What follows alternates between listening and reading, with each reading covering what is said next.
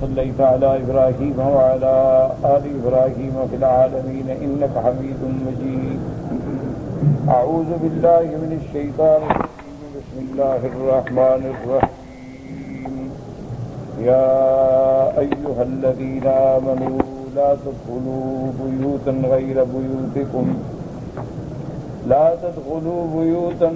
بيوتكم حتى تستأنسوا وتسلموا على أهلها ذلكم خير لكم لعلكم تذكرون. فإن لم تجدوا فيها أحدا فلا تدخلوها حتى يؤذن لكم وإن قيل لكم ارجعوا فارجعوا هو أزكى لكم والله بما تعملون عليم.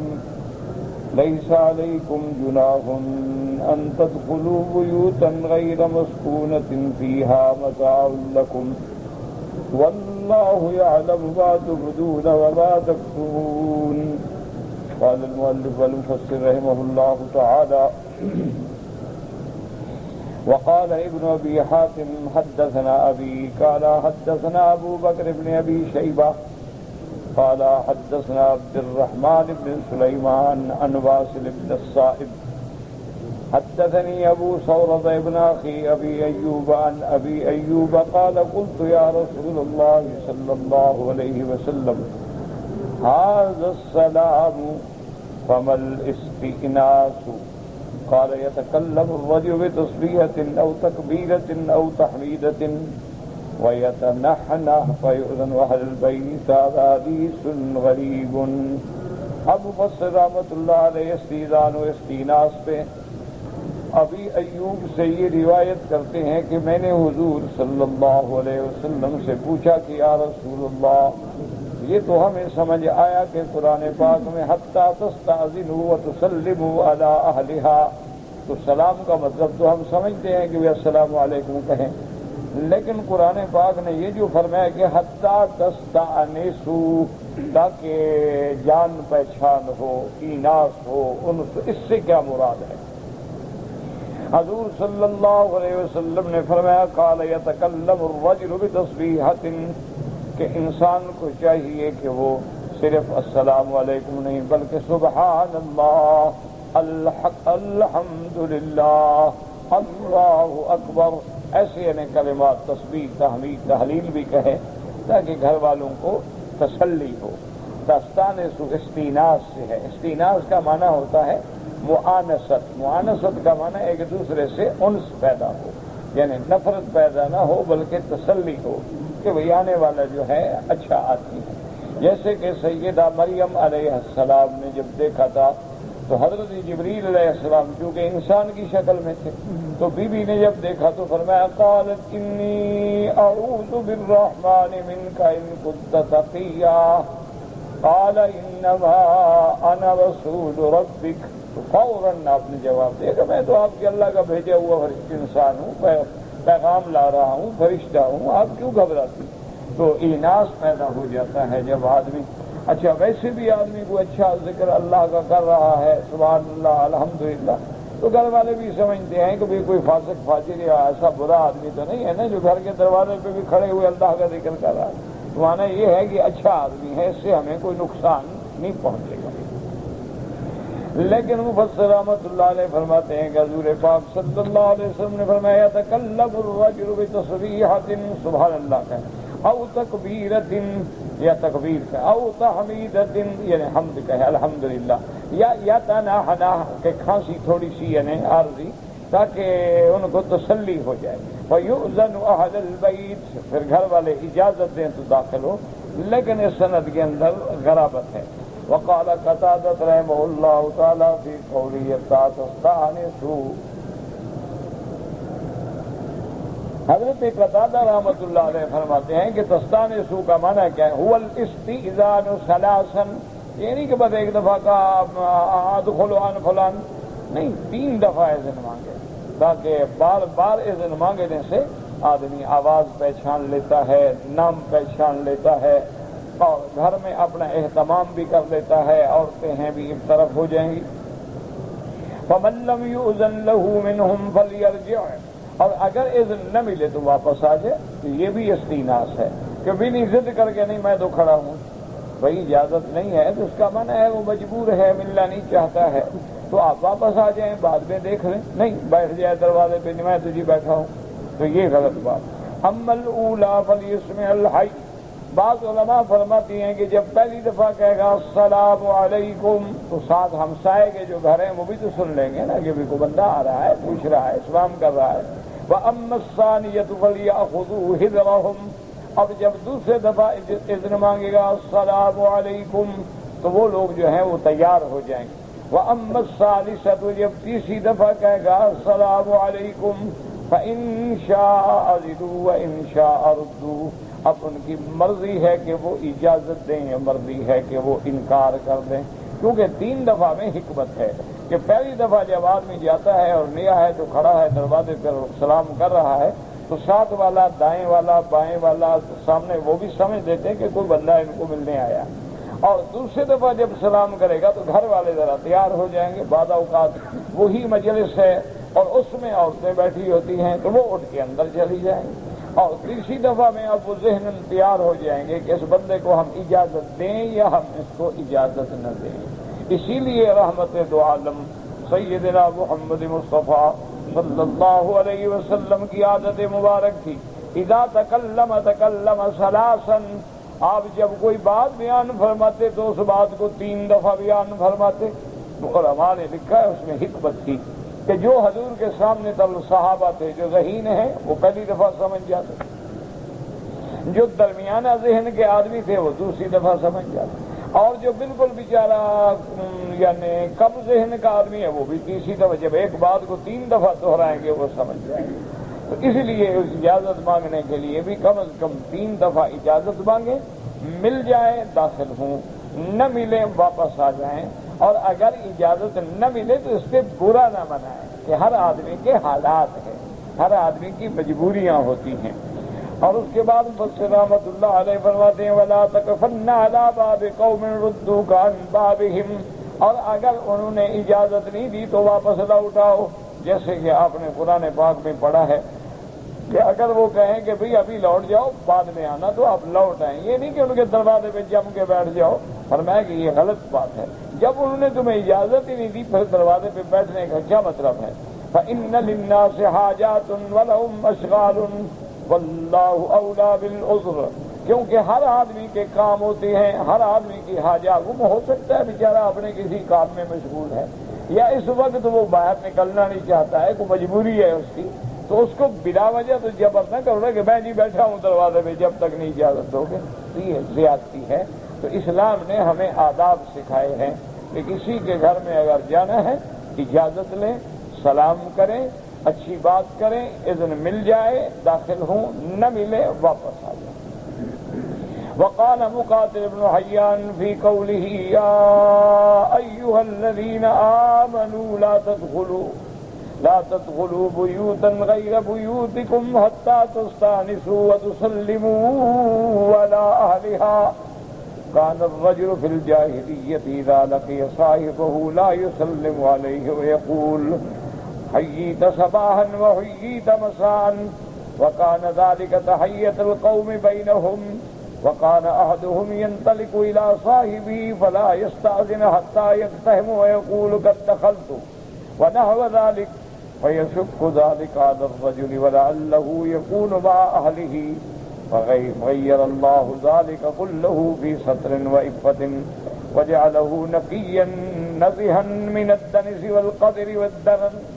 اب مفسر رحمۃ اللہ علیہ فرماتے ہیں کہ جاہلیت میں یعنی اسلام سے پہلے اس کو کہا جاتا ہے دور جاہلیت، کہ اسلام سے پہلے دور جاہلیت میں کان الرجل فی الجاہلیہ، وہ کیا کرتے تھے کہ جب اپنے کسی دوست کو ملتے تو سلام بھی نہیں کرتے، السلام علیکم نہیں، بس کہہ دیتے حییت صباحا یا حییت مساء، جیسے آج کل بھی رواج ہے صباح الخیر مساء الخیر، صباح النور مساء النور، تو یہ جاہلیت کے رواج ہے۔ اسلام کا تحیہ جو ہے السلام علیکم ورحمۃ اللہ، ہاں اگر السلام علیکم کے بعد تم کہہ دو صباح الخیر تو کوئی حرج نہیں، لیکن اسلام سلام کو چھوڑ کر کیونکہ سلام جو ہے یہ تو اسم من اسماء اللہ ہے، اور دوسرا سلام کا معنی سلامتی ہے۔ جب ہم کسی پر سلام کرتے ہیں معنی دعا کرتے ہیں اللہ اس پہ سلامتی نازل فرما۔ اسی لیے ہر نماز کو ہم ختم کرتے السلام علیکم ورحمۃ اللہ، تاکہ سب پر سلامتی اور رحمت ہو۔ السلام علیکم ورحمۃ اللہ، سب پہ سلامتی اور رحمت ہو۔ اور یہی تحیہ ہے کہ اگر آدمی قبرستان میں بھی جائے تب بھی یہی کہے السلام علیکم یا دار قوم مؤمنین انا انشاء اللہ بکم لاحقون انتم السابقون ونحن الاثر۔ اگر یہ سارا نہ آئے تو السلام علیکم، یعنی قبرستان پہ بھی جا کے کہے تو کہے السلام علیکم یا دار قوم مؤمنین انا انشاء اللہ بکم لاحقون۔ تو یہ زندگی میں بھی ہمارا یہی سلام، مرنے کے بعد بھی یہی سلام، اور اللہ کی رحمت سے جنت میں بھی یہی سلام۔ تحیتہم یوم یلقونہ سلام، جنت میں جب ایک دوسرے کو ملیں گے تو وہاں بھی کہیں گے السلام علیکم ورحمۃ اللہ، اور ملائکہ بھی یہی تحیہ کہیں گے والملائکۃ یدخلون علیہم من کل باب سلام علیکم بما صبرتم فنعم عقبی الدار۔ تو ملائکہ بھی سلام کہیں گے، اور خود رب العزت بھی اپنے بندوں پہ سلام کہیں گے کہ سلام قولا من رب الرحیم۔ سلام تو بڑی نعمت ہے، یہ کیا ہوئی تا حیاک اللہ یا صباح الخیر یا صباح النور یا مساء الخیر، یہ تو ایسے کلمات ہیں۔ اصل تو وہ ہے جو اللہ نے قرآن میں حکم دیا، اصل تو وہ ہے جو فرمان محمد مصطفیٰ ہے صلی اللہ علیہ وعلی آلہ وسلم۔ اور کہتے ہیں کہ اس دور میں یہی رواج تھا، وہ کہتے تھے ہوئی تا صباحن و ہوئی تا مساءن، یہ تحیہ تھا۔ اچھا اسی طرح اگر کوئی آدمی انطلق الی صاحب ہی اپنے کسی دوست کے گھر میں جاتا تو اجازت جا رہے، وہ کہتا ہے دوستی پر کیا ہوئی، ہم اجازت لے کے جائیں گے، ہم اگر کھڑے ہیں اور اذن مانگ رہے ہیں اور اجازت مانگ رہے ہیں، کیا مطلب ہے؟ دوستی کیسی ہوئی؟ دوستی کا زمانہ ہی ہے میں اس کے گھر جب چاہوں چلا جاؤں۔ وہ خدا کے بندے، اس کے گھر میں کوئی ایسی حالت ہے جو بندے کے دیکھنے کے قابل ہی نہیں ہوتی ہے، تو اسلام کا ایک تو وہ ایسا کرتے تھے یہ علی اپنے گھر میں داخل ہوا، اچھا جی میں آ گیا ہوں، تو آؤ گھر والے بھائی میں آ گیا ہوں، اور فیشق ذلک علی الرجل۔ اور کبھی یہ بات آتی پہ بڑی گراں گزرتی کہ یہ دیکھو اللہ کا بندہ ایسے سڑک کر کے آ گیا، اس وقت آنے کا وقت تھا بلا۔ اچھا کبھی کسی آدمی کے سونے کا وقت ہے، لیٹنے کا وقت، اچھا کبھی کوئی آدمی اپنی بیوی کے ساتھ لیٹا ہوا ہے، تم گھر سے اوپر داخل ہو گئے، تو یہ تو طریقہ چلے گا۔ یہ آج کل بھی یہی جاہلیت ہے، آج کل بھی دیکھ لیں گڈ مارننگ اور گڈ ایوننگ اور بائی بائی اور ٹاٹا ٹاٹا، تو پتہ نہیں کیا کیا بلائیں جہنم میں، ہائے ہائے پتہ نہیں کیا بکواس شروع کر دی ہے دنیا۔ انا للہ و انا الیہ راجعون۔ نسلاً تو یہ انگریزوں کی اولاد نہیں بنے لیکن عملاً بن گئے۔ نسلاً تو اپنے ماں باپ کی اولاد ہیں لیکن عادات وہی اپنائے ہیں جو انگریز، بالکل یہ کالے انگریز، وہ گورے تھے یہ کالے ہیں، فرق اتنا ہے، باقی کوئی فرق نہیں۔ وہ کرسمس مناتے ہیں یہ بھی مناتے ہیں، اچھا وہ بھی گڈ مارننگ یہ بھی گڈ مارننگ، وہ جناب نیو ایئر نائٹ مناتے ہیں یہ بھی مناتے ہیں، اسی طرح وہ جناب یہ ہے کہ شام کو بیچ پہ آئیں گے اور بالکل اوریاں لباس میں اور سیر کریں، یہ بھی اسی طرح کرتے ہیں۔ ہر وہ عادت جو کفار کی ہے وہ آج مسلمانوں کے گھر میں داخل۔ انا للہ و انا الیہ راجعون۔ تہذیب اسلام کا تو جنازہ نکل گیا ہے نا، بڑے سے بڑے گھر میں چلے جائیں تجربہ کر لیں، یعنی اللہ اعتراض سے بچائے، ہم خود گناہ گار ہیں کسی پہ کیا اعتراض کریں گے، لیکن آپ تجربہ کر لیں بڑے سے بڑے گھر میں چلے جائیں، اگر نماز کا وقت ہو آپ دیکھیں کوئی گھر کا بندہ اٹھ کے نماز نہیں پڑھے، اور ان کو یہ خیال بھی نہیں ہوگا کہ نماز کا وقت ہے اذان ہو گئی۔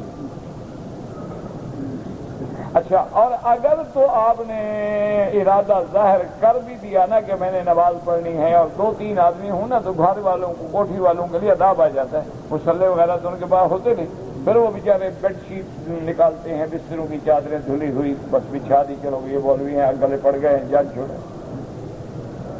اچھا اور کتنے تمہارے مسلمان ہیں 20 گریڈ کے، 21 گریڈ کے، 22 گریڈ کے، ان کو وضو کا پتہ نہیں، ان کو غسل کے فرائض و واجبات کا بھی پتہ نہیں، ضرورت ہی نہیں۔ کہتے ہیں جی واجبات کیا، غسل کیا، بس پانی پا لیا ٹھیک ہے۔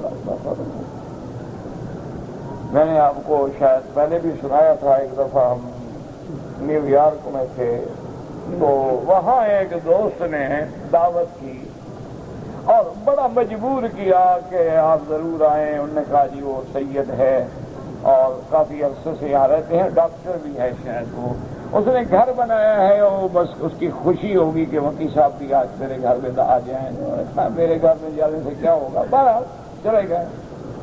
تو اس نے مجھے پتا نہیں تھا کہ بھی بڑا اہتمام کیا ہوا ہے، وہاں گئے تو ماشاءاللہ کم از کم 40-50 تو صرف ڈاکٹر تھے، کیونکہ وہ خود ڈاکٹر تھا، اس کی دوستی بھی تو ڈاکٹروں سے تھی، اور بھی بڑے پڑھے لکھے لوگ تھے۔ اتفاق سے مغرب کی نماز کا وقت آ گیا یا اللہ عالم عشاء کی نماز کا وقت آ گیا تو میں نے ان سے کہا، میں نے کہا یار آدمی اکٹھے ہیں، اب یہاں سے کسی مسجد میں پہنچنا اتنے آدمیوں کا تو مسئلہ ہے، تو لہذا جن کو وضو ہے الحمدللہ، نہیں ہے وضو کر لو تاکہ ہم نماز پڑھیں۔ بہرحال سب نے وضو کر لیا، مصلے بچ گئے۔ جب عین ہم نماز کے لیے کھڑے ہوئے، تکبیر بھی ہو گئی، اب میں نے نماز شروع کرنی تھی تو ایک آدمی جلدی سے اندر سے آیا، اس نے کہا باقی صاحب کہاں نماز پڑھ رہے ہیں؟ میں نے کہا مجھے کیا پتا۔ اس نے کہا حضرت آپ یوں کھڑے ہیں، کہا بس ادھر ہے۔ وہ بڑا دینی آدمی تھا، مذہبی آدمی تھا، اس نے صرف کمپس نکالا اور سامنے رکھا، اس نے کہا جی کعبہ شریف ادھر ہے کدھر؟ میں نے کہا یار یہ سید کا گھر ہے، اس کو پتہ نہیں کہ کعبہ کدھر ہے،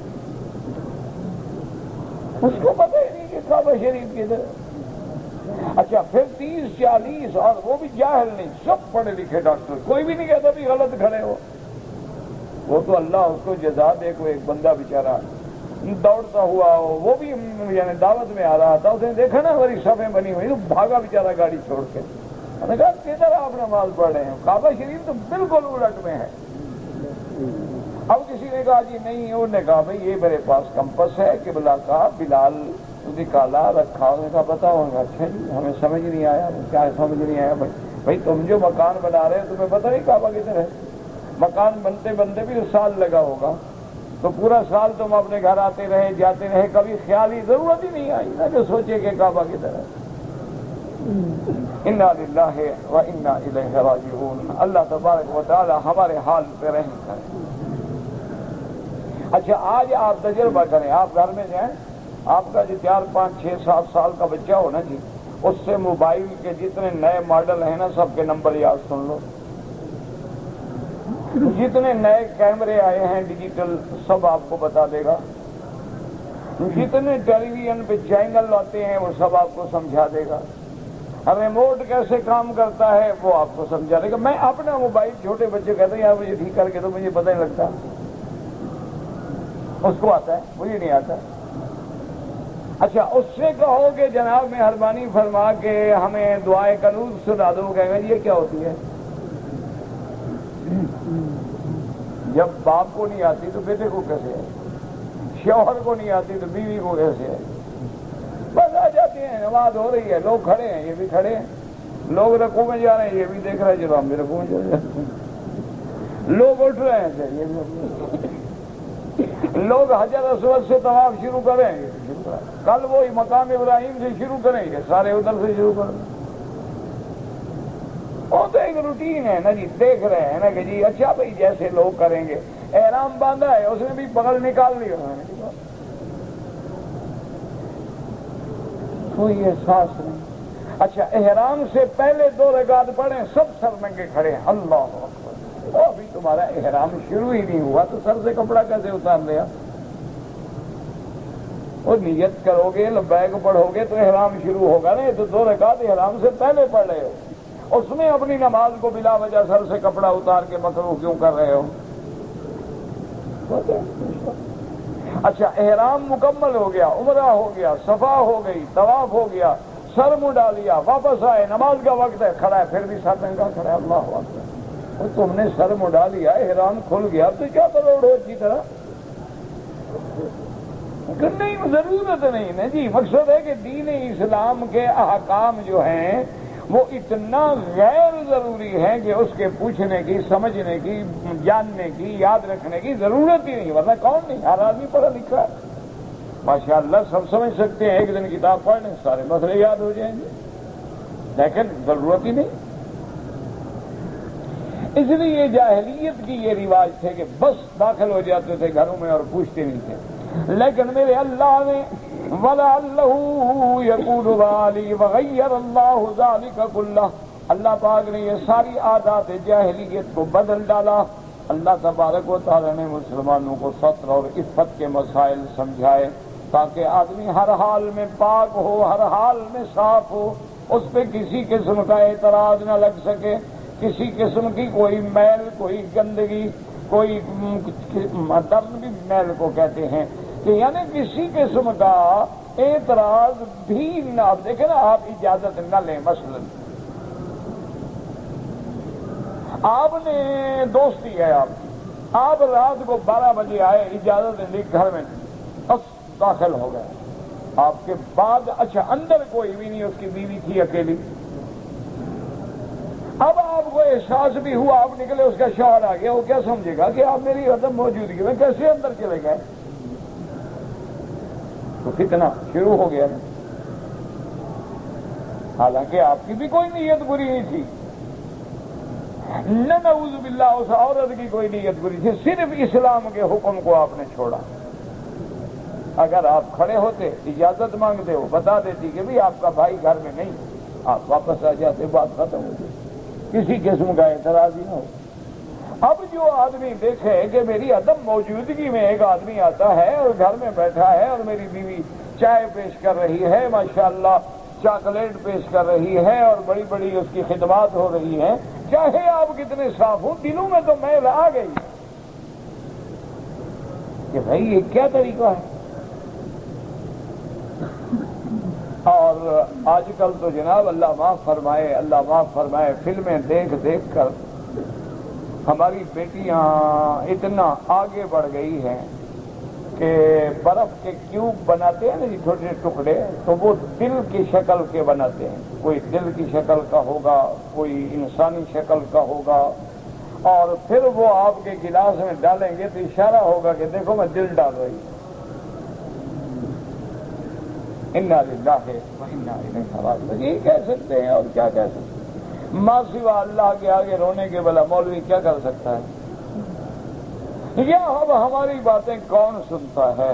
اللہ جن پہ اللہ راضی ہو جائے۔ کافی دن ہو گئے، مجھے ایک ٹیلی فون آیا تو اس نے کہا جی کہ میں ایک لیڈی ڈاکٹر ہوں اور میں آپ سے واشنگٹن سے بول رہی ہوں، امریکہ سے، بڑی مشکل سے مجھے آپ کے نمبر ملے تھے۔ تو میں نے کہا بتائیں بہن بیوی، فرمائیں کیا بات؟ تو نے کہا بس میں آپ کو بتانا چاہتی تھی کہ میں آپ کے لیے بڑی دعا کرتی ہوں، اللہ آپ کو جزائے خیر دے۔ میرا گھر جو ہے وہ بالکل اجڑ گیا، تباہ ہو گیا تھا، لڑکے لڑکیاں گھر میں 24 گھنٹے ناچ ہے، رقص ہے، نہ نماز، نہ خدا، نہ رسول، نہ قرآن۔ کبھی دوست آ رہے ہیں، گیدرنگ ہے، آج جناب فلاں کی برتھ ڈے ہے اور آج اس کی یہ ہے اور آج اس کی یہ ہے۔ اللہ نے کسی طرح کسی دوست کے ذریعے ہمیں آپ کے تقریروں کا البم ملا، تو ہم نے اپنے گھر میں آہستہ آہستہ آہستہ اس کو چلانا شروع کیا۔ اب اللہ کا شکر ہے کہ میرے سارا گھر نماز پڑھتا ہے، میری بیٹیاں پردہ کرتی ہیں اور باقاعدہ حیا ہے، شرم ہے، غیروں کا آنا بند ہو گیا ہے، اس لیے میں آپ کو شکریہ، میں کہا میرا شکریہ، میرے زبان میں اتنا اثر ہوتا سب پہ نہ ہو جاتا، میرے اپنوں پہ نہ ہو جاتا۔ یہ اللہ نے تیری ہدایت کا ذریعہ بنا دیا تو اللہ کا شکر ادا کر۔ اللہ چاہے تو دیوار پہ لکھے ہوئے سے بھی ہدایت مل جائے، اور اللہ نہ چاہے تو بڑے بڑے محدثین، مفسرین، انبیاء کے گھر کے اندر بھی ایسے حالات پیدا ہو گئے کہ انہوں نے بات نہ مانی۔ تو بہرحال کوشش کرنا تو ہمارا فرض ہے، باقی حالات بگڑ چکے ہیں۔ وقال اللہ تبارک و تعالی یا ایھا الذین آمنوا لا تدخلوا بیوتا غیر بیوتکم حتی تستأنسوا وتسلموا علی اہلها وهذا الذی قالہ مقاتل حسن، یعنی اچھی بات، ولہذا قال تعالی ذالکم خیر لکم، یعنی الاستئذان خیر لکم، یہ اذن مانگنا، دروازے پہ کھڑے ہو کے بغیر اجازت کے داخل نہ ہونا تمہارے لیے بہتر ہے۔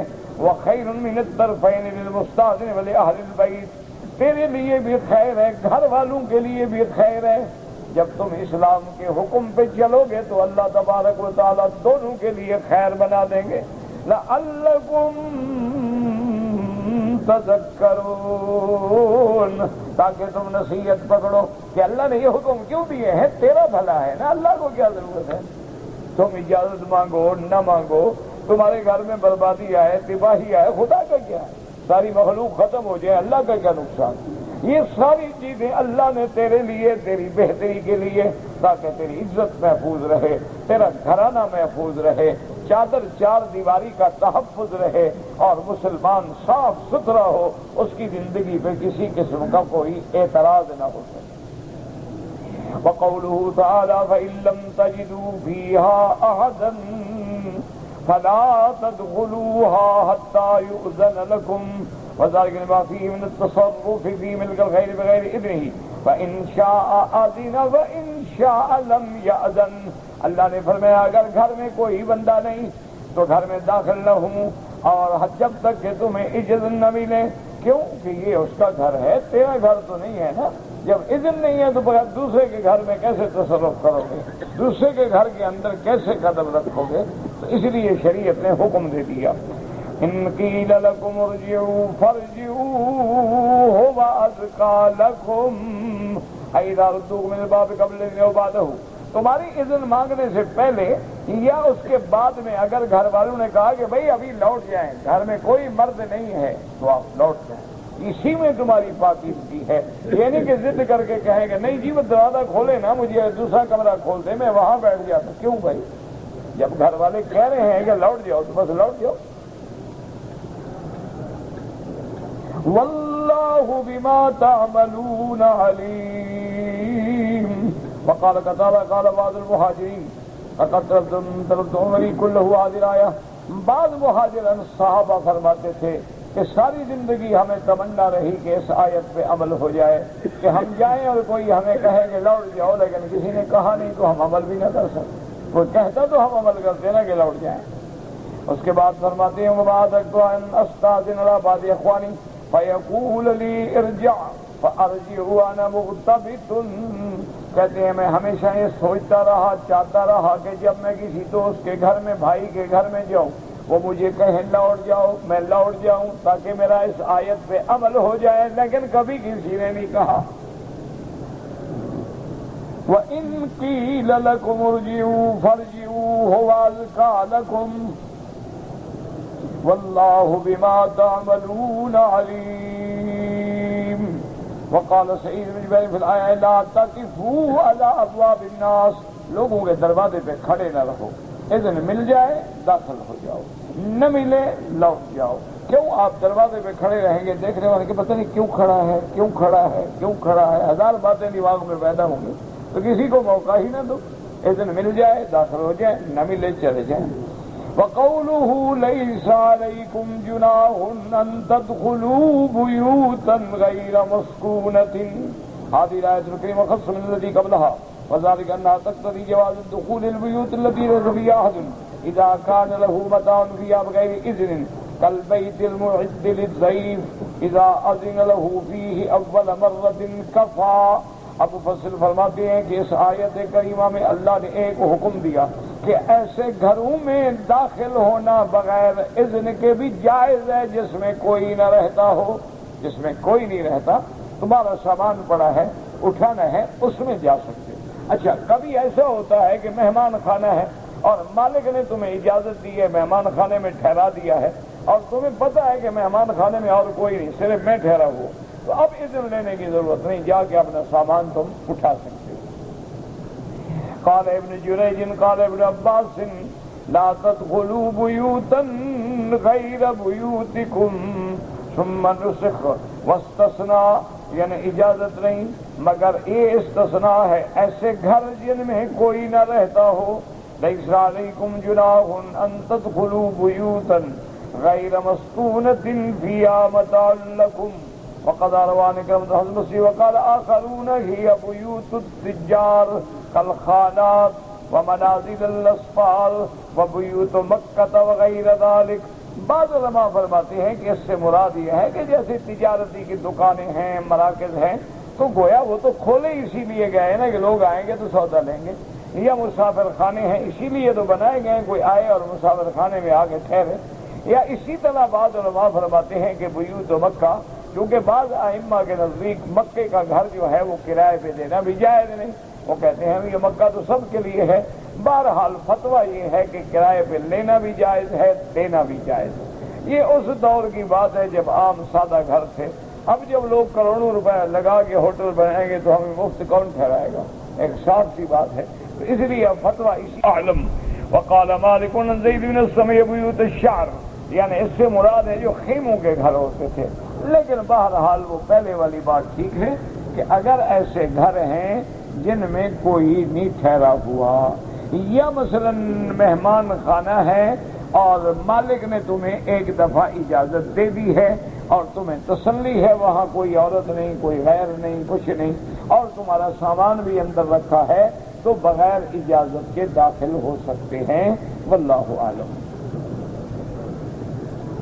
کہتے جی کہ میں نے عمرہ کیا، پھر ہوٹل میں جانے کے بعد میں نے غسل کیا، باہر آنے پہ یاد آیا کہ میں تو بھول گیا میں نے بال نہیں کٹوائے تھے، تو پھر جا کے میں نے بال کٹوائے۔ بہرحال اگر تھوڑی دیر ہے، اتنی دیر ہے کہ حمام میں گئے اور آئے اور بال کٹوا لیے تو کوئی جرمانہ نہیں انشاءاللہ۔ بہرحال یہ مسئلہ کم از کم روز میں بتاتا ہوں، یا تو پوچھنے والے نئے آ جاتے ہیں یا ان کو سمجھ نہیں آ رہی۔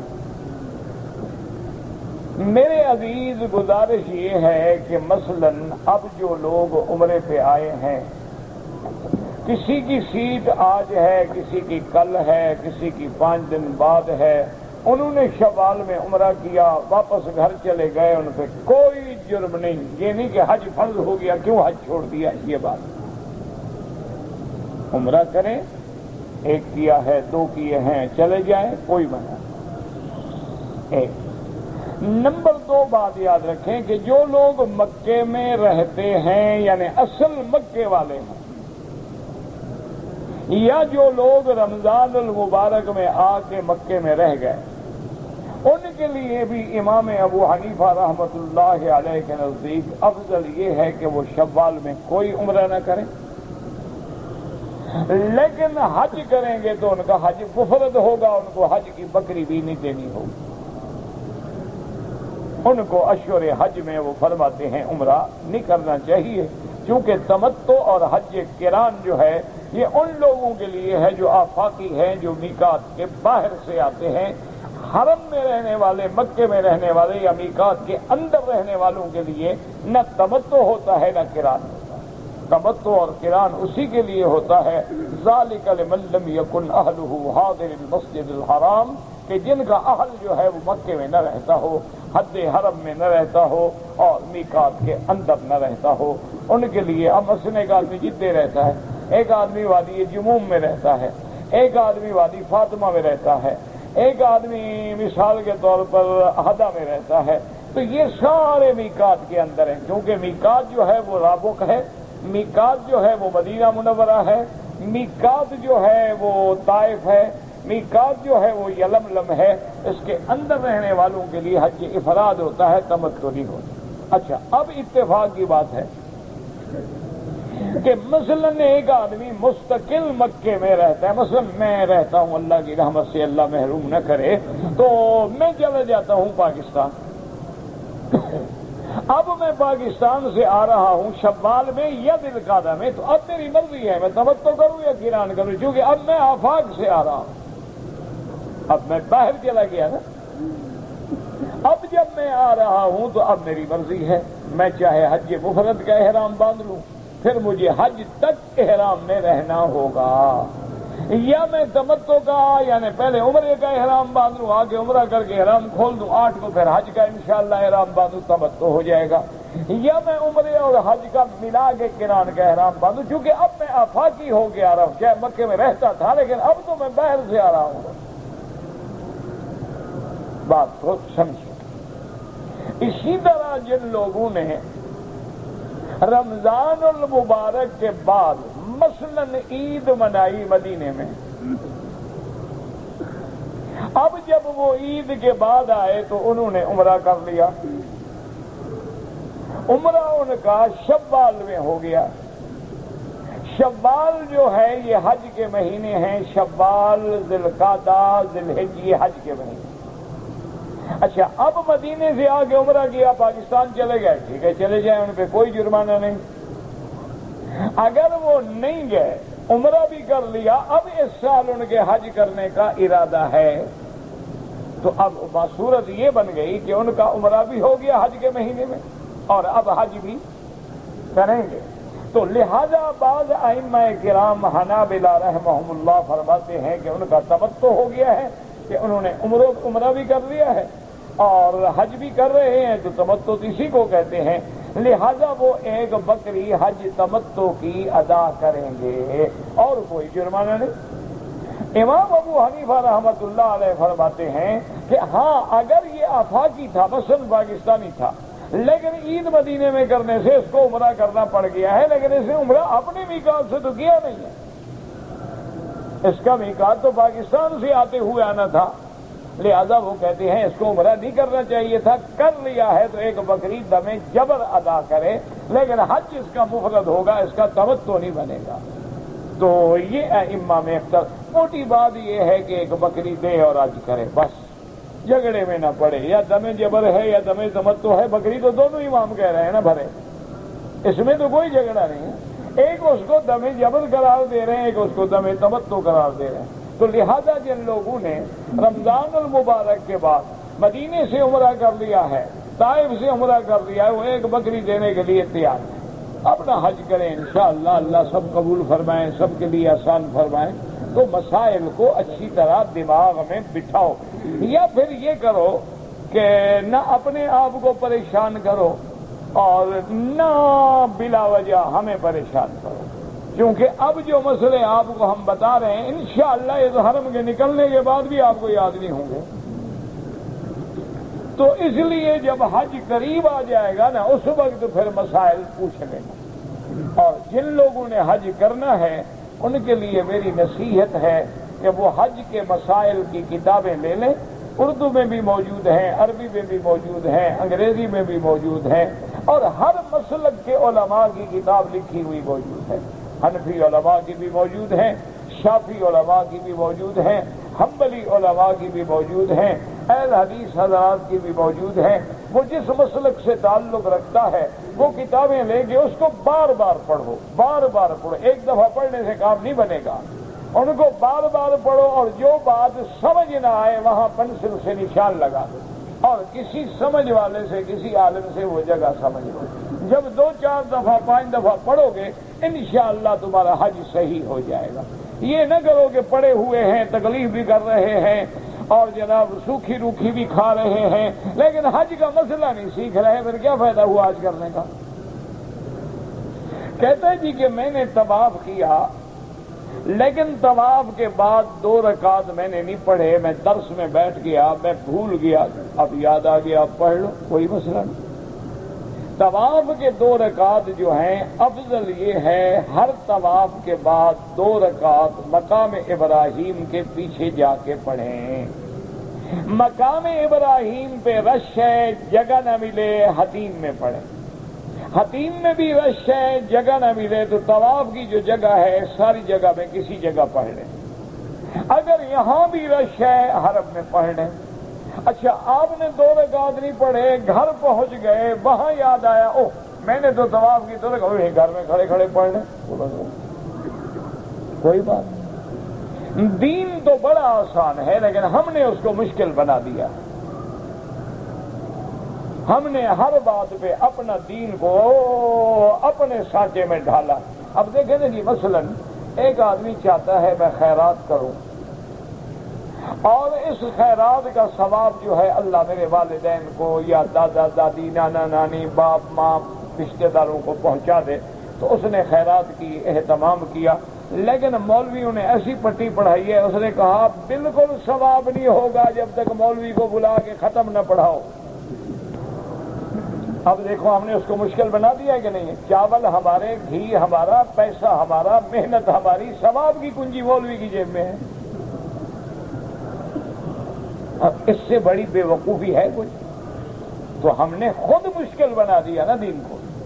ورنہ آپ کی نیت ہوئی کہ یا اللہ میں خیرات کر رہا ہوں، اس کا ثواب جو ہے میرے فلاں فلاں رشتے دار کو مل جائے، بس خیرات کھلا دے، ثواب تو میرے اللہ نے دینا۔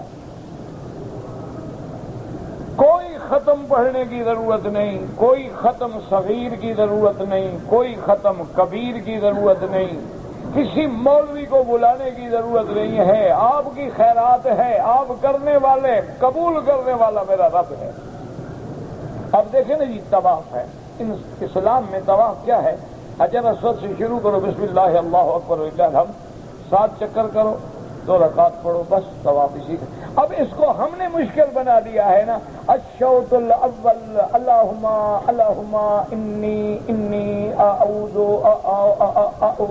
بے کیا ہے یہ؟ کس نے تم کو عذاب میں ڈالا ہے؟ طواف تو چکر لگانے کا نام ہے، کوئی وظیفہ پڑھنے کا نام تو ہے ہی نہیں۔ طواف کا معنی کیا ہے؟ طاف یطوف، پھرنے کا نام ہے طواف۔ کہ آپ نے حجر اسود سے نیت کی بسم اللہ اللہ اکبر، ایک لفظ بھی نہیں پڑھا، اور 7 چکر پورے کر لیے، اللہ نے کہا پھرنا تیرا کام، قبول کرنا میرا کام ہے۔ السلام علیکم، میرا بندہ تو پھر رہا ہے، میں دیکھ رہا ہوں، مجھے پتا ہے میرا بندہ میرے گھر کے باہر پھر رہا ہے۔ ایک لفظ بھی نہیں پڑھا، بلکہ تم الٹا کہتے ہیں اللہ میاں مجھے کچھ نہیں آتا، میں کیا پڑھوں؟ ورنہ میرے مدنی سرکار نے تو طواف کو کتنا آسان کیا۔ آپ نے کیا پڑھا؟ سبحان اللہ، الحمدللہ، لا الہ الا اللہ، اللہ اکبر۔ اور کیا پڑھا حضور؟ وجہ کیا تھی اس چیز کے پڑھنے کی؟ کوئی سیل وغیرہ کام چھوڑ گیا ہوگا نا، بیٹری ہے، سیل ہے۔ دیکھا حضرت کو، ان کا دور بھی نہیں دیکھا، البتہ میں نے ان کی علاقے میں گیا تھا تھانہ بھون میں، تو دیکھا، میں نے کہا پتہ تو کروں، وہ بھی تو پیر تھے نا، پیروں سے تو آدمی کو ڈر لگتا ہے نا۔ میں نے کہا پتہ کروں گے وہاں بھی کوئی قبہ شبہ کو مزار شدار تو نہیں بنی ہوئی؟ تو وہاں بالکل سادہ سی قبر تھی، بالکل اتنی اونچی ہوگی، بالکل سنت کے مطابق، کوئی کمرہ نہیں، کچھ نہیں، ایک باغ ہے ماشاءاللہ، اس کے اندر وہ قبر بالکل عین سنت کے مطابق، الحمدللہ۔ تو بہرحال ایک دفعہ وہ تشریف لا رہے تھے، ان کے ایک رشتے دار تھے، وہ انجینئر تھے کسی محکمہ انہار میں۔ تو گرمی کے دور میں وہ ہیڈ لوگ پہنتے تھے نا، ایسے آگے بھی ہیڈ ہوتا ہے اور پیچھے بھی، تاکہ سن سٹروک سے محفوظ رہے آدمی۔ حضرت ٹانگے پہ جا رہے تھے، وہ آ رہے تھے، تو حضرت نے بھی دیکھا، اس نے بھی دیکھا، اس نے بھی ٹانگا روک دیا، حضرت نے بھی ٹانگا روک دیا، رشتے داری تھی۔ حضرت اترے وہ ملنے کے لیے، وہ بھی اترا دوڑ کے، اور جلدی سے ہیڈ اتارا اور حضرت کو ملا۔ تو حضرت نے معانقہ بھی فرمایا اور بڑے محبت سے فرمایا کہ بھائی، انگریز کی ٹوپی میں اور کوئی برائی ہو نہ ہو، 2 دلوں کو ملنے نہیں دیتی بدبخت۔ دیکھو نا، انگریزی ٹوپی ہو آگے ہے تو کیسے ملیں گے؟ دیکھا نہیں، پی کیپ والے بیچارے الٹی کر کے نماز پڑھتے ہیں، نماز کیسے پڑھنے دے وہ؟ تو یہ انگریزی بلائیں جب سے بنی ہے نا جی، اب آدمی محتاج ہے، پہلے چل رہا ہو سبھی کر، پھر نہ چلے، اب کیا کرو؟ جب تک نہیں تھے تو گزارا نہیں ہوتا تھا، لیکن اب چونکہ مصیبت گلے میں پڑ گئی ہے، اب اس کا ایک سیل بھی ختم ہو جائے، مولوی صاحب کا سیل بھی ختم ہو جاتا ہے، عادت ہو گئی نا، مجبوری، ورنہ پہلے ہر کوئی ایسے تقریریں کرتا تھا۔ وہ میرا ایک دوست ہوتا تھا پولیس میں، بہت بڑے عہدے پہ، آئی جی تھا، اب بھی شاید ہو، اللہ عالم، بہرحال نوکری میں تو نہیں ہوگا، ریٹائر ہو گیا ہوگا۔ تو وہ مجھے کہتا تھا، مکی صاحب ہمارے پاس تو مولویوں کا بڑا بہترین علاج، ایسے دوست تھے نا گپ شپ لگاتے تھے، کہتا ہے جی سیاست دانوں کا اور مولویوں کا بڑا آسان علاج، مولویوں کا سپیکر بند کر دو، سیاست دانوں کی خبریں اخبار میں نہ آنے دو، یہ 2 مہینے میں مر جائیں گے جانتے۔ انہوں نے کہا ان کو سیدھا کرنے کا بڑا آسان علاج ہے، سیاست دان کی خبر نہ لگنے دو، اخبار میں مر گیا خلاص، کون پوچھے گا؟ وہ ہر وقت اپنے آپ کو اخبار میں ان ضرور رکھیں گے، کسی نہ کسی بہانے سے بھی اخبار میں خبر لگے تو نام بنے نا۔ اور مولوی کے آگے سپیکر ہٹا لو تو گالی کیسے دے؟ غصہ کس پہ نکالے؟ وہ تو غصہ پھر گلے پہ نکالنا پڑے گا، 2 دن میں گلا بیٹھ جائے گا، جان چھوٹے کی سلام علیکم فی امان اللہ، گھر جا کے بیٹھ جائیں گے، کہیں گے لوگ بڑے ظالم ہیں جی، سپیکر نہیں چلانے دیتے۔ اللہ اکبر۔ ویڈیو کیمرے سے تقریب یا محفل کی پوری کارروائی محفوظ کر کے مناظر دیکھے جا سکتے ہیں، محفوظ کرنے بھی حرام ہیں اور دیکھنے بھی حرام۔ اگر آپ نے مووی بنائی ہے دریا کی، سمندر کی، باغ کی، بندہ نہ ہو، جاندار نہ ہو، ٹھیک ہے، لیکن اس میں اگر جاندار انسان ہیں، مرد ہیں، جیسے آج کل تو مصیبت ایک اور اللہ کا عذاب آ گیا ہے نا کہ شادی پہ مووی بنتی ہے اور لوگوں کو دوستوں کو دکھاتے ہیں، یار میری شادی کی مووی دیکھو نا، تو بیوی کی بہنیں، اس کی اپنی بہنیں، اس کی مائیں، سب میک اپ سنگار کر کے کھڑی ہیں، دوست دیکھ رہے ہیں، خوش ہو رہے ہیں ماشاءاللہ کہ پتہ نہیں یہ شریف آدمی کی شادی ہے یا کسی غلط آدمی کی شادی ہے۔ انا للہ و انا الیہ راجعون۔ کہتے جی کہ میں کل سے عمرے کے لیے پاکستان سے آیا ہوں، رمضان المبارک کا روزہ پاکستان 1 یا 2 دن پہلے رکھا جاتا ہے، بہرحال میرا بھائی گزارش یہ ہے کہ تم کل آئے ہو، تم عید بھی پاکستان کر کے آئے ہو، تمہیں کیا جھگڑا ہے اس روزے کا؟ تم نے روزہ شروع بھی پاکستان میں کیا، ختم بھی پاکستان میں کیا، مسئلہ پوچھنے کی کیا تکلیف ہے؟ مسئلہ تو وہ پوچھے کہ جنہوں نے رمضان شروع کیا پاکستان میں، پھر رمضان میں آ گئے مکہ شریف، یہاں بنے 30 روزے، ان کے بنے 28 روزے، تو ان کو 2 روزے رکھنے ہوں گے۔ تم تو آئے ہی کل ہو، تمہارا روزہ بھی پاکستان میں، عید بھی پاکستان میں، تو جھگڑا ہی نہیں۔ کہتے جی کہ میں صفا مروہ دوڑ رہا تھا، تو اسی دوڑنے میں نے ایسے آنکھوں کو ہاتھ لگایا تو بال گر گیا، کچھ بھی نہیں ہوتا۔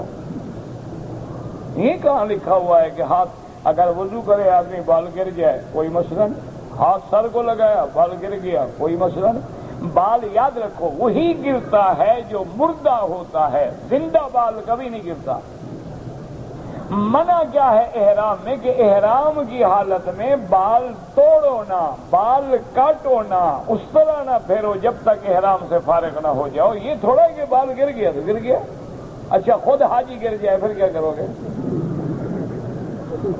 پھر عمرہ بھی گر گیا، کیا کرے آدمی؟ اللہ رحمت کرے۔ یہ چاہتے یہ ہیں کہ بھئی دماغ مولوی کا کھایا جائے، بس اپنا استعمال نہیں کرتا۔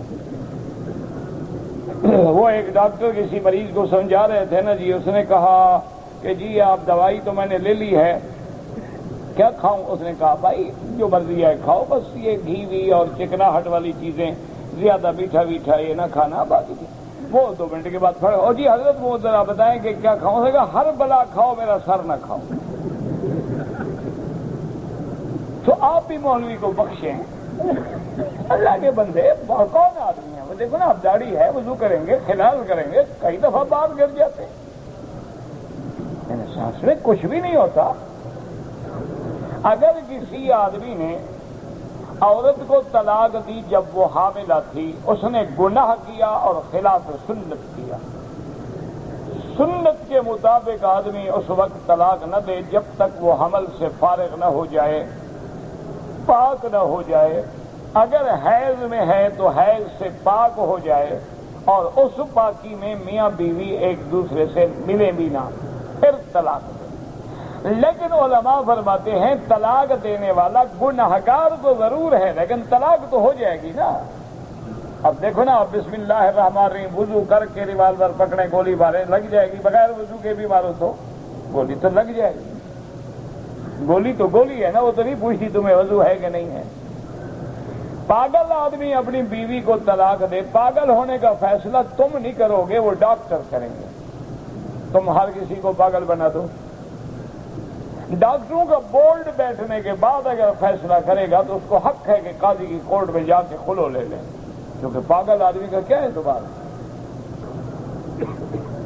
بہرحال یہ کہنے سے پاگل کوئی نہیں ہوتا، پہلے ڈاکٹر کے پاس لے جاؤ، بورڈ فیصلہ کر دے کہ یہ پاگل ہے، عورت قاضی کو درخواست دے اور اپنا علیحدگی اختیار کرے۔ ہاں، میں ہندوستان سے آیا ہوں، ہندوستان میں 2 روز کے بعد رمضان شروع ہوا تھا، مکہ پہنچ کر ہمارے 28 روزے بنتے ہیں، 2 روزے پورے کریں۔ میں نے ار میں ہسپتال سے علاج کرایا، پرچی کا 30 ریال دے دیا، 50 ریال ڈاکٹر کی فیس نہیں دیا، میں نے کہا کہ میں غریب ہوں، اس نے چھوڑ دیے۔ بعد میں خیال، بہرحال چھوڑ دیا، بعد میں خیال نہ کرتے رہو، جب آپ نے اس کو کہہ دیا اس نے معاف کر دیے، بات ختم ہو گئی۔ مکہ شریف میں اگر رہائش کا ہوٹل لے کے جو کام کرے وہ بالکل کاروبار جائز ہے، فتویٰ اسی پہ ہے۔ اگر حدود حرم میں کوئی شہد کا چھتا ہے، حدود حرم میں کسی چیز کو نہ چھیڑے، اگر ایسا کر لیا، شہد نکال دیا، تو آپ اتنا جو ہے اس کی قیمت صدقہ کریں۔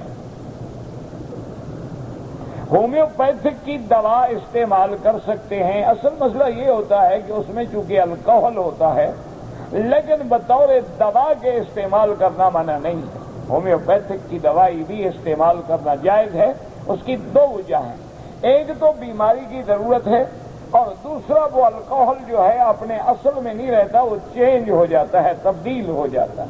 جیسے آپ شراب کو دھوپ میں رکھ دیں سرکہ بن جائے گا، تو اب وہ شراب تھوڑا رہے گا، یا آپ پانی میں نبیذ کو رکھ دیں اور پانی پہ کئی دن پڑی رہے تو نشہ ہو جائے گا، وہ حرام ہو جائے گی۔ قال لقد اديت العمرة ولله الحمد ولكن قد اخذت شيئا قليلا من راسي عند التقصير من اماكن مختلفة في الراس، هذا عند امام الشافعي رحمه الله تعالى جائز لا شيء عليه، اما عند الائمة الاخرى لازم عليه ان يقصر من سائر راسه او افضل ان يحلق راسه، والله اعلم۔ یہ مسئلے وہی عمرے والے ہو چکے ہیں۔ اگر میری بہن غریب ہے، پھوپھی غریب ہے، چچا غریب ہے، میں ان کو زکوٰۃ دے سکتا ہوں، بالکل دے سکتے ہیں، بلکہ ضرور ان کو دیں، تمہیں ڈبل ثواب ملے گا، ایک زکوٰۃ دینے کا، ایک صلہ رحمی کرنے کا، اور دوسری تمہاری زکوٰۃ صحیح ادا ہوگی، تمہیں پتہ بھی ہوگا کہ یہ غریب ہیں۔ باہر کے لوگوں کا کیا پتہ ہوتا ہے؟ کہتے جی کہ میں نے ایک آدمی کو قربانی کے پیسے دیے تھے، اس نے قربانی کے یا حج کی بکری کے، یہ وضاحت کرو نا۔ اگر حج کی بکری کے پیسے دیے اور اس نے بکری ذبح نہیں کی، اب آپ کو 2 کرنی پڑیں گی، ایک حج کی بکری، ایک جرمانے کی بکری۔ اب اس سے لو، خود کرو، یہ تم جانو۔ اگر ہم مکے میں رہتے ہیں، ان مہینوں میں عمرہ کریں، لاکھ دفعہ کرو، لیکن بات وہی ہے کہ حج کرنا ہو تو پھر بہتر ہے کہ نہ کرو اور حج افراد کرو۔ اگر میں امام کے پیچھے گیا، امام 1 رکعت ظہر کی پڑھ چکے تھے، دوسری رکعت میں مل گیا، اتحیات میں بیٹھ گئے، اب میں پوری اتحیات پڑھوں، احناف کے نزدیک اشہد ان لا الہ الا اللہ واشہد ان محمدا عبدہ ورسولہ تک پڑھے، بعد میں جب آخر میں بیٹھے گا تو پوری پڑھے۔ اور حنابلہ کے نزدیک اگر یہاں تک پڑھے تو ٹھیک ہے، اور ساری پڑھ لے تب بھی ٹھیک ہے۔ والدہ اور والد آپس میں جھگڑتے ہیں تو والد اکثر میری ماں کے والد پتہ نہیں کیا کہتے ہیں، والد جانے والدہ جانے، تم ہٹ جایا کرو بس، پہلے تو کوشش کرو کہ دونوں میں صلح ہو، اللہ دونوں کو بد زبانی سے، جھگڑوں سے بچائے، ہر مسلمان کے گھر پہ رحم کرے، کیونکہ آج کل یہ بہت بڑا امتحان ہے کہ گھر میں اگر امرأہ صالحہ نہ ہو، بد زبان ہو، تو اس سے بڑا کوئی عذاب نہیں، اللہ ہر عذاب سے بچائے اور اللہ ہر گھر کو بچائے۔ کہتے تھے کہ ہمارے نبی کا کوئی لباس نہیں تھا، کس نے کہا کہ نہیں تھا؟ آپ چادر مبارک استعمال فرماتے تھے اور سلوار کو بھی آپ نے پسند فرمایا ہے۔ باقی کوئی پتلون پہنتا ہے تم جانو، ان کو سمجھاؤ۔ اگر ایک آدمی کہ بچہ تھا جس کی عمر 10.5 سال، احرام باندھ کے آیا تھا لیکن احکام پورے نہیں کیے اور احرام کھول دیا، اس پہ کوئی جرمانہ نہیں۔ جرمانہ تب ہوتا ہے جب لڑکا بالغ ہو جائے، ابھی لڑکا چھوٹا ہے، چھوڑ دیا۔ اگر ایک آدمی نے عمرہ کیا، طواف کر لیا، صفا مروہ دوڑ رہا تھا، آخری چکر میں صفا مروہ میں اس کا وضو ٹوٹ گیا، اس نے وہ چکر پورا کر لیا، کوئی حرج نہیں، صفا مروہ بغیر وضو کے بھی جائز ہے۔ کہتے جی کہ شیعہ حضرات کہتے ہیں کہ قرآن کریم 40 سپارے تھا، 10 سپارے بکری کھا گئی تھی، تو ان نے بکری کو پکڑا ہی نہیں۔ یار بکری اتنی زور والی تھی کہ علی مشکل کشا بھی نہ پکڑ سکا۔ اچھا، حضرت علی کا اپنا لکھا ہوا قرآن ثنا میں موجود ہے، جا کے دیکھ لو، 30 سپارے ہیں کہ 40 ہے؟ اللہ ہدایت دے، دعا کرو بس، جہل کا کیا علاج ہے؟ بکری نے چن چن کے کھایا ہے جو آیتیں ان کے حق میں تھی، بڑی سمجھدار بکری۔ طواف کے بعد 2 رکعت، طواف کے اگر کوئی آدمی 49 چکر لگا لے، میرا بھائی طواف تب ہوگا کہ 7 چکر لگا کے ایک طواف ختم، اب دوسرے کے لیے دوبارہ نیت کرے۔ یہ نہیں کہ 49 چکر لگاتا رہے 7 چکر طواف ہو گئے، 7 طواف نہیں ہوں گے، وہ تو ایک ہی ہوگا۔ طواف ختم کر کے پھر آئے، پھر حجر اسود کے سامنے کھڑے ہو کے نیت کرے، پھر دوبارہ طواف شروع کرے۔ اس طرح جب طواف کر لے تو بعد میں ہر طواف کی 2 رکعت پڑھے۔ کہتے جی کہ سنی عورت کے لیے محرم کا ہونا ضروری ہے، شیعہ کے لیے ضروری نہیں ہے، تو ان کا تمہیں کیا غم ہے؟ تم اپنا فکر کرو، ان کو ڈر نہیں ہوگا۔ ہم تو اہل سنت والجماعت، سنت یہ ہے کہ محرم کے بغیر عورت نہ آئے۔ اگر 2 آدمی پاکستان سے عمرے پہ آئے، پہلے صفا مروہ دوڑے پھر طواف کیا، طواف کے بعد کسی آدمی نے کہا کہ غلط کیا، دوبارہ صفا کرو، تو جس نے دوبارہ صفا دوڑ لی اس کا عمرہ ٹھیک ہو گیا، جس نے دوبارہ صفا نہیں دوڑی اس کا عمرہ ادا نہیں ہوا، ایک بکری دم پڑ گئی۔ ایک آدمی کے بیوی بچے بھی ہیں، ماں بھی زندہ ہے، وہ دین کی تبلیغ کے لیے جانا چاہتا ہے لیکن ماں اجازت نہیں دیتی تو نہ جائے، وہیں اپنی بستی میں تبلیغ کرتا رہے۔ اسلام میں لونڈی کا کیا حکم ہے؟ جب جہاد ہوگا تو لونڈی بھی ہوگی، جب جہاد ہی نہیں رہا تو لونڈی کے حکم کی ضرورت کیا ہے؟ میں جب نماز پڑھتا ہوں، سر سجدے سے اٹھاتا ہوں تو یاد نہیں رہتا کہ میں نے 1 سجدہ کیا ہے یا 2 کیے ہیں۔ بہرحال یہ بیماری ہے، کسی ڈاکٹر سے رجوع کریں۔ جو خادمین ہیں، کام کرنے والے، ان کو کمپنی اگر مدینہ منورہ لے جائے، ان کے لیے بہتر تو یہ ہے کہ اگر ان کا کیمپ حرم سے باہر ہے تو بغیر عمرے کی نیت کے مدینے سے آ جائیں، عمرہ نہ کریں، تاکہ غریب ہیں ان کو بکری نہیں رکھنی ہوگی، حج مفرد ہوگا اور آرام سے کنکری ماری، سر منڈایا، فارغ ہو گئے، ڈیوٹی پہ آ گئے۔ ورنہ بکری کرنا بھی تو ایک امتحان ہے نا، کوئی آسان کام تو نہیں ہے، اس لیے ان کے لیے بہتر یہی ہے۔ لیکن اگر انہوں نے عمرہ کر لیا تو پھر ایک بکری رکھنی ہوگی، واللہ اعلم۔ اللہم صلی علی سیدنا محمد وعلی آل سیدنا محمد کما صلیت علی ابراہیم وعلی